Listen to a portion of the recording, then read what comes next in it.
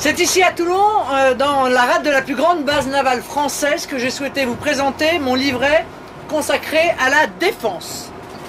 Je souhaiterais débuter cette conférence de presse avec un extrait du discours du général de Gaulle le 3 novembre 1959 à l'école de guerre. Il faut que la défense de la France soit française. C'est une nécessité qui n'a pas toujours été très familière au cours de ces dernières années, je le sais. Il est indispensable qu'elle le redevienne. Un pays comme la France, s'il lui arrive de faire la guerre, il faut que ce soit sa guerre. Il faut que son effort soit son effort. S'il en était autrement, notre pays serait en contradiction avec tout ce qu'il est depuis ses origines, avec son rôle, avec l'estime qu'il a de lui-même, avec son âme. Naturellement, la défense française serait le cas échéant conjuguée avec celle d'autres pays.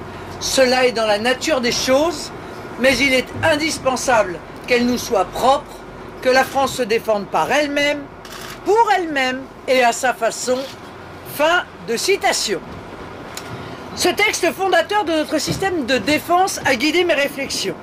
Non seulement tout au long des 5 années passées à réfléchir à mon programme présidentiel, mais aussi ce matin, en visitant cette frégate multimission, fruit du meilleur de nos savoir-faire nationaux, tant dans la conception que dans les systèmes qui l'équipent. Comme déjà en 2017, je ne peux que constater le paradoxe stratégique français. Les forces armées sont sollicitées au-delà de leurs moyens et de leurs contrats opérationnels. Elles demeurent précaires et échantillonnaires tant sur leur format que pour leur matériel. Notre domaine ultramarin, qui compose la deuxième zone économique exclusive du monde, n'est toujours pas correctement protégé en dépit des menaces qui se multiplient à ses portes.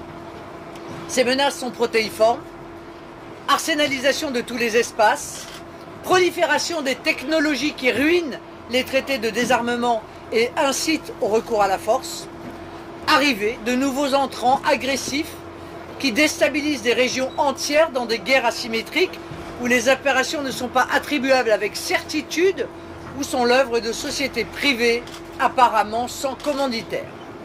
Et bien sûr, la vitalité des mouvements islamistes.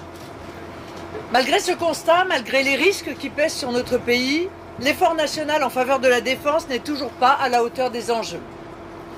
Après 2 lois de programmation militaire que je qualifierais de désarmement, celle de 2009-2012 et celle de 2014-2019, la loi de programmation militaire actuelle ne peut s'analyser que comme une loi de pansement, appliquée trop tardivement sur les amputations considérables subies par l'appareil de défense, militaire et industriel, décidées par les gouvernements successifs.